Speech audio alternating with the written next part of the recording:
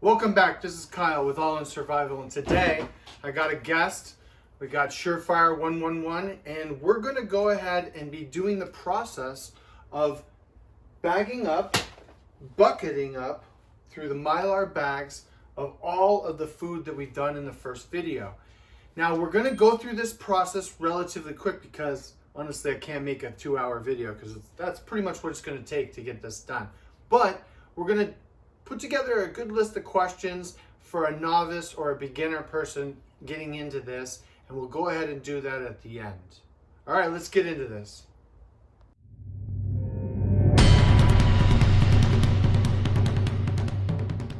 We're about to get into this. This is Surefire 111, and he's going to be helping me today.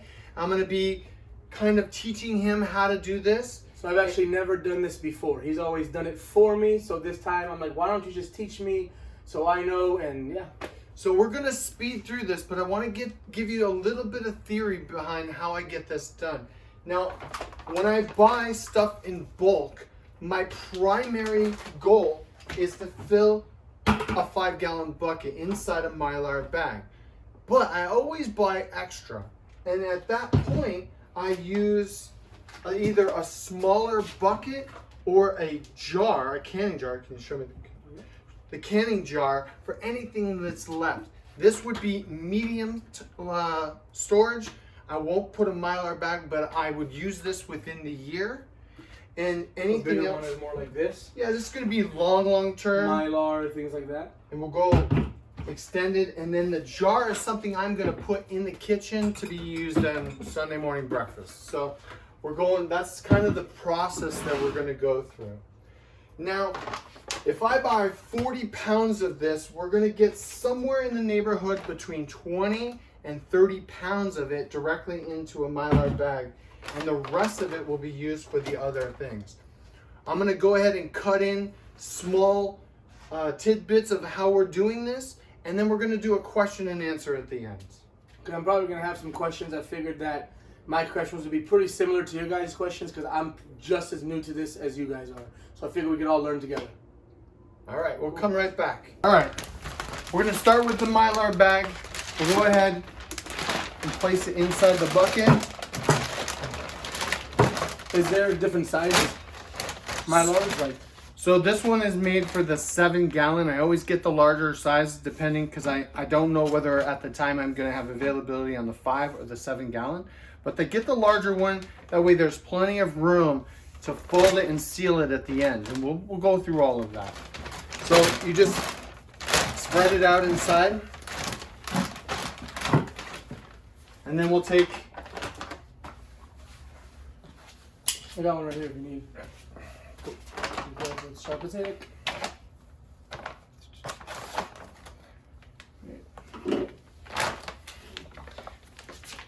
All right, so let's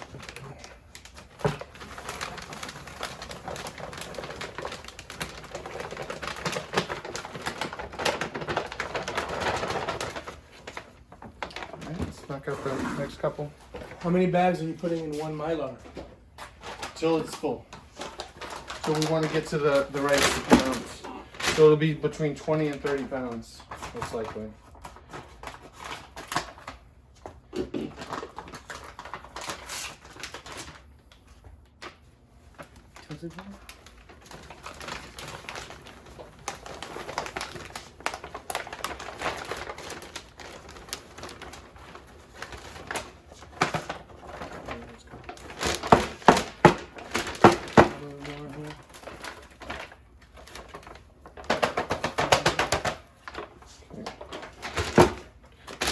It's already looking pretty.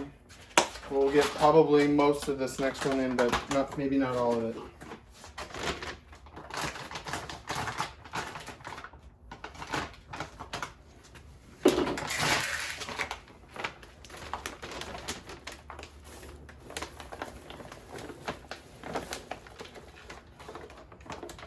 So that leftovers goes in like a secondary bag or something?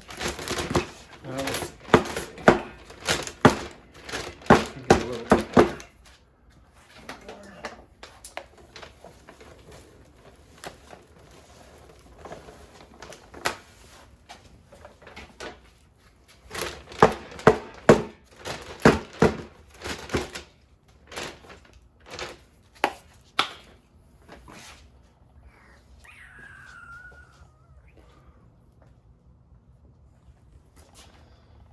So you made it stop a little bit under. Right. So about here. Yeah. All right, so as you can see, we stopped probably about 1.5 inches below the lip. And the reason we want to do that is because once we pull this tight and I pull it, I'm going to be trying to seal it flat. And then we're going to fold everything back up and it'll be in on itself. Then we slam the lid down. But we're not doing the oxygen absorbers until everything is ready to go. We open the bag because once we do, we have a limited amount of time before the chemical reaction happens. So we want it to happen all at the same time.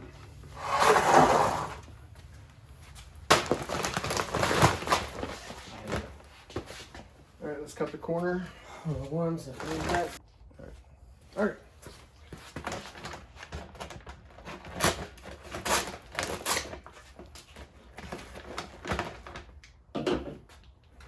All right, big time. Let's do it. Whoa! Whoa! I didn't realize you cut it already. Oh my God, that would have been bad. That would have been so horrible. All right. Oh, no, you can drop it down. Drop it down. It's easy. Okay.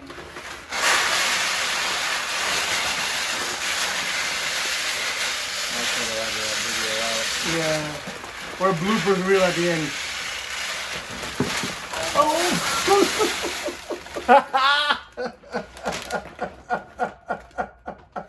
All right, go. Okay. Oh.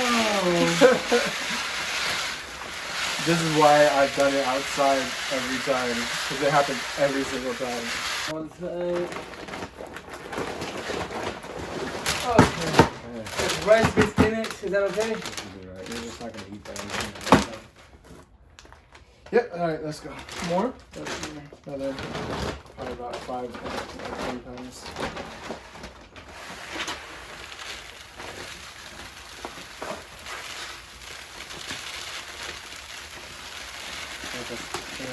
Is that good?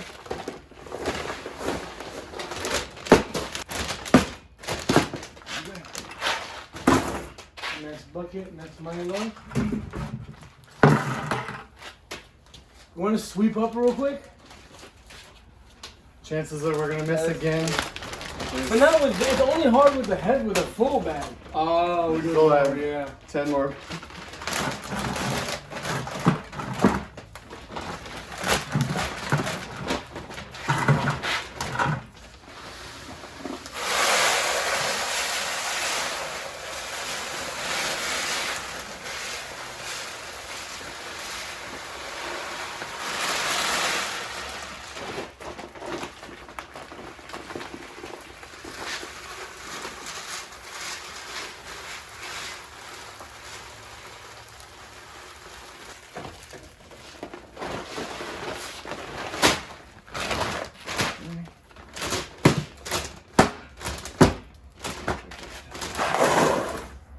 Now. All the rice done. Yeah, since we got it out.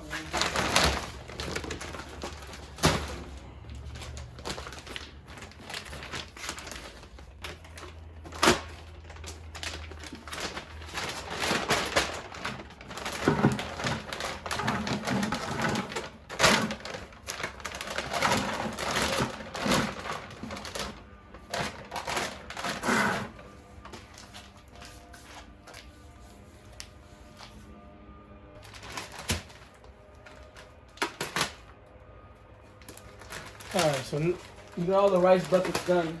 That's all the ones back here.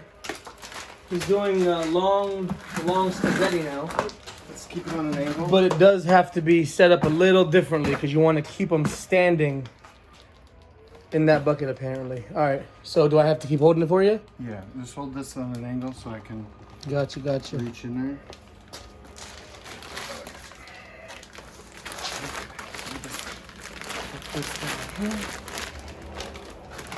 Oh, I see. So you're wedging your hand in between it and then pouring it in. And then straightening it out.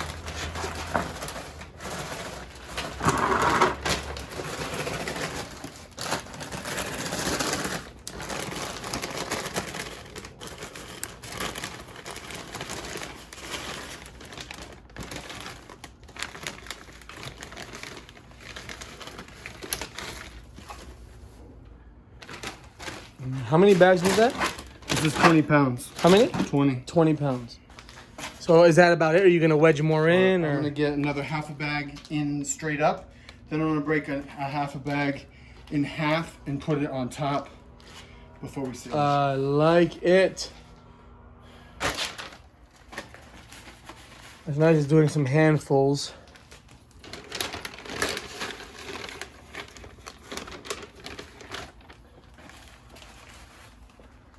Kind of has it leaning at an angle to flatten everything out and make space to make it as tightly packed as you can.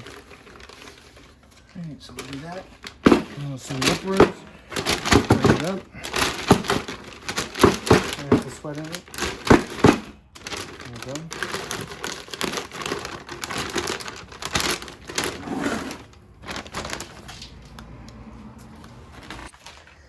All right, so we just finished up the first bucket of pasta. How many pounds did you say was in here? 30.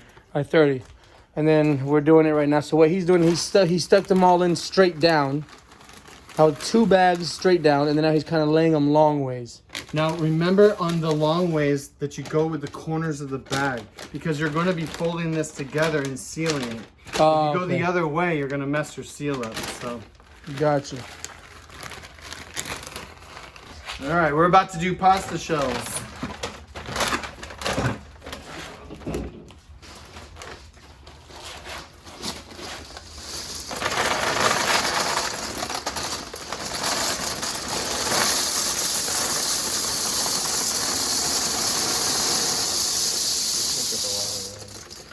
It really does.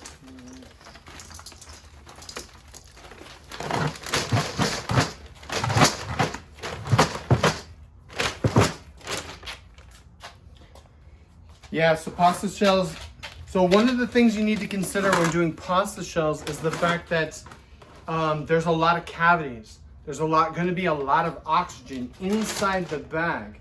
So not only do they take up a lot of room, but when you go in to put oxygen absorbers in there, you got to put twice as many because there's going to be tons of extra oxygen. Let's go ahead and put a couple more pounds of that in.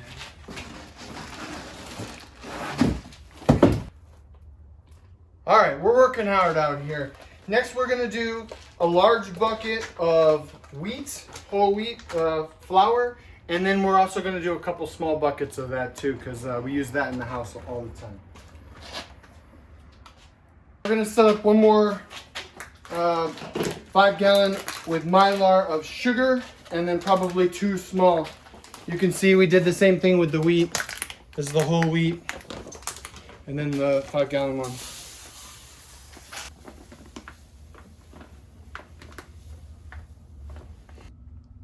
All right, Surefire here. So we're about halfway done with everything. Some of the buckets we got. But what's gonna happen now is I'm actually going to be heading out. I have some place to go. So he's gonna seal up my bags. He's gonna show us how we seal up the bags. I only have a couple of these. We're gonna seal those up and go through that process. And then he's gonna kind of do his own thing.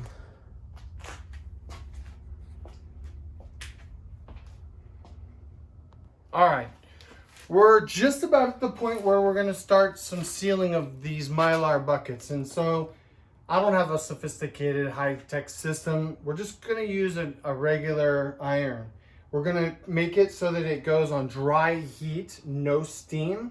And we're gonna go ahead and let this heat up.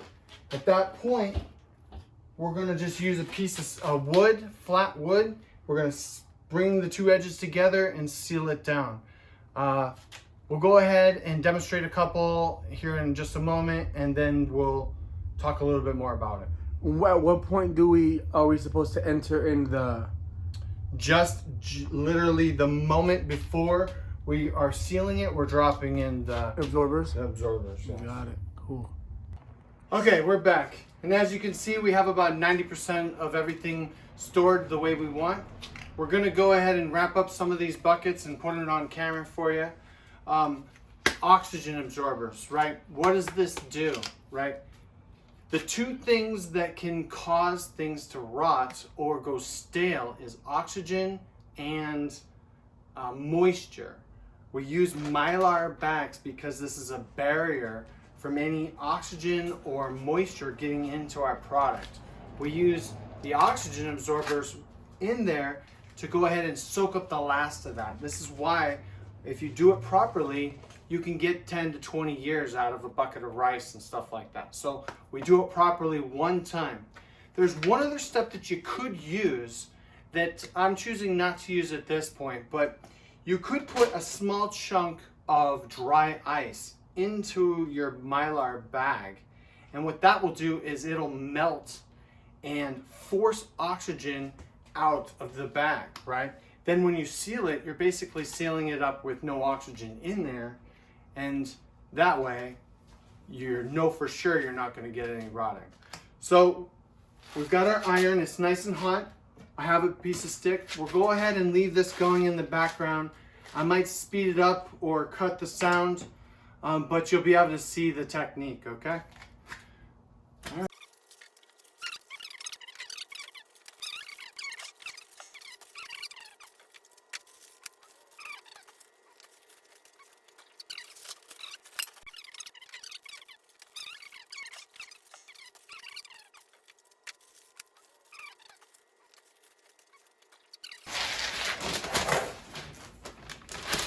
It's okay if this doesn't have one.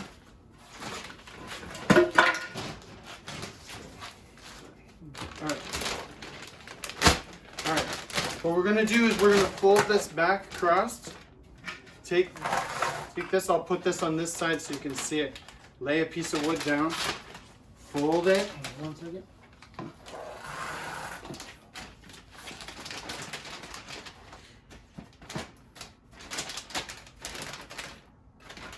You see it in the, okay. All right. As you can see, I'm stretching out the bag and I'm stretching it nice and flat. Take the iron and just place it down on there. And this, it's not hot enough. All right. So when it doesn't seal together right away, you can tell that the iron's not hot enough. We'll go ahead and cut it. We'll come back in 2 or 3 minutes when this is hotter. You can see the difference. You can see it melt together, right, as it's coming.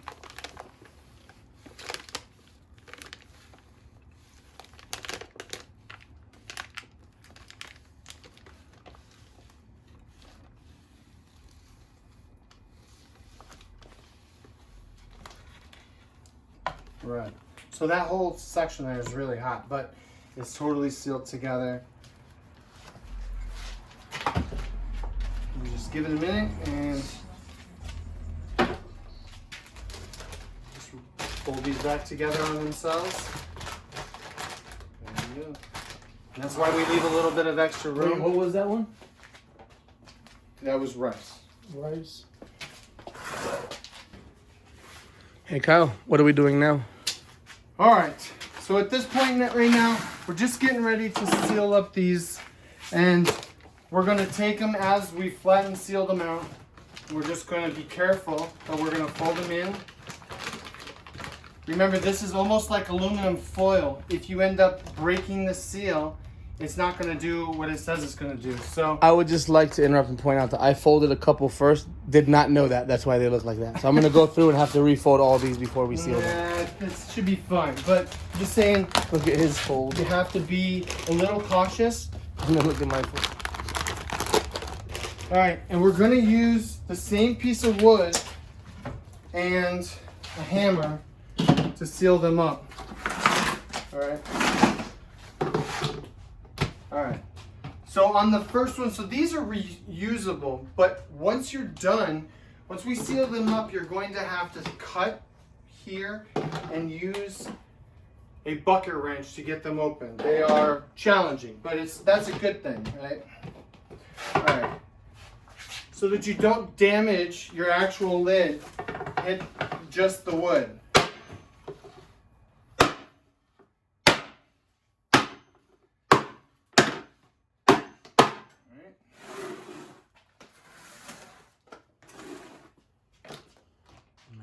He's using a lot of force. I'm gonna break that piece of wood too.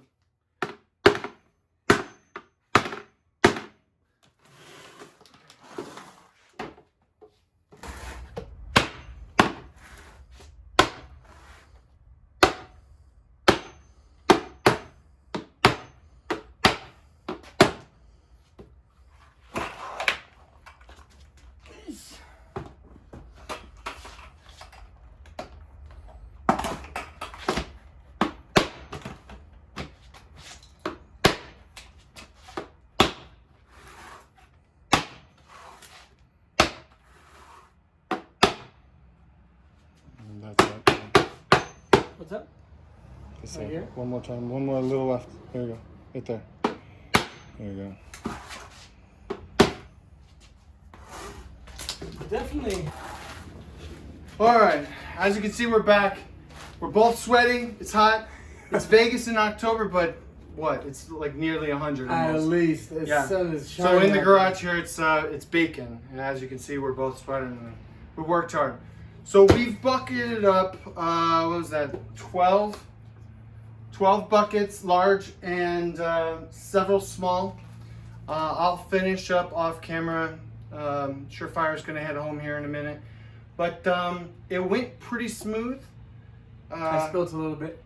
Yeah. So I one did of the spill. things, we're in the garage for a reason. Like, I've done this enough times to know that you're gonna spill, you're gonna make a mess, there are gonna be accidents.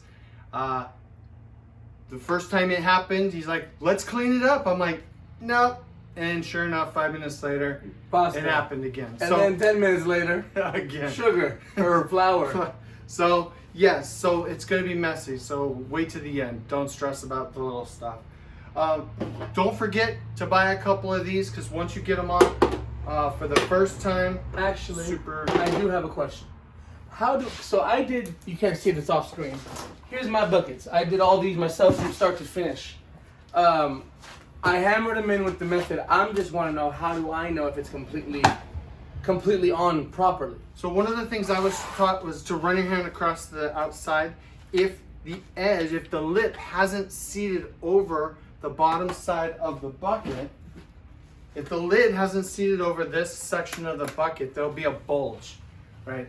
So you want to go ahead, and when you hit it, you're hitting it on one side, hold it down and try and hit on either on the other side, or slowly rotate it around and hit it. That way you get a nice smooth seal on the plastic. Now, remember, we really technically don't need buckets if we're using Mylar. The bucket is to protect against Physical damage. The Mylar bag is doing all the work when it comes to moisture and oxygen not getting to the product. What about like rodents, animals? Can something come in there and... Right, so one of the great things about plastic is, well, the negative to plastic is that if you just put it in there, there's enough of a air transfer through the plastic that rodents will actually figure out that there's something in it. The Mylar bag stops all the scent too. So as long as you've been careful and didn't spill anything on the outside of the Mylar bag, which even happened today, it's not a big deal because we don't have many rodents. But you seal it in the bucket only for the case that is a protection. You don't really need food grade buckets. I buy food grade buckets because these will always be worth something later too. What do you mean? So if I have to use this bucket 5 years from now, let's say something bad happens, I break it open, I use the food, I can then again seal more food inside the bucket without the Mylar bag next time, and it should still be good for a while. This is a food grade bucket. You can also sell and trade these off because other people will be doing the same thing you are. So I know it's kind of far-fetched. I know it's kind of like movie stuff, but you figure trading food for another commodity that you don't have, you can just give someone a bucket and receive something else. That's something that could be done. Absolutely. You know, obviously amongst friends, amongst your mag or your prepper group. Right. This is an $8 bucket and lid, plus 50 cents for the Mylar bag, and the amount of rice inside probably equals to about $6. So you're looking at far less than $20. If something went terribly wrong, movie stuff, this would be worth a lot, because the amount of rice in this could feed a family for at least a couple of weeks. We're talking about 30 pounds of rice. It's pretty good. Per bucket. Per bucket. So don't put the extra effort in. You know, you can get buckets from used. If you go to a bakery, you can get buckets. You can go to Costco bakery, get buckets. But the couple extra dollars, in my opinion, works out in the long run. Anything else you can think of? Yes. So my situation, the way I'm set up right now, is these are going to be stored in a garage. I have no space in the house, but in my garage, just kind of stacked up on top of each other. And my goal is to just set it and forget it. With this date being 2020, how long do you think this will be okay for? Without ever touching it, without rotating it into the household and using that for food. I mean, just setting it and never thinking about it again. So when it comes to rice, you've got somewhere about 10 to 15 years. With pasta, you got somewhere between 10 and 15 years. Some of the other stuff will break down a little faster. All right, we're back. We had a little bit of technical difficulties. It wasn't one until I put it on the editing program that I realized that the last video with Surefire 111 was cut in half right there in the middle of a question. So I'm going to finish up with his question with how long will this stuff last me? And basically it's 10 to 15 years. Most bulk foods don't have any moisture in them, and as long as you can get rid of the oxygen content, it'll stay good for 10 to 15 years. Some things break down a little bit faster.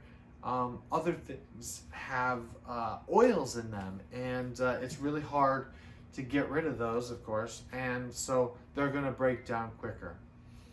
I still have some work to do, but I hope that you learned something. Some of this was just chores that needed to be done. It's been past due.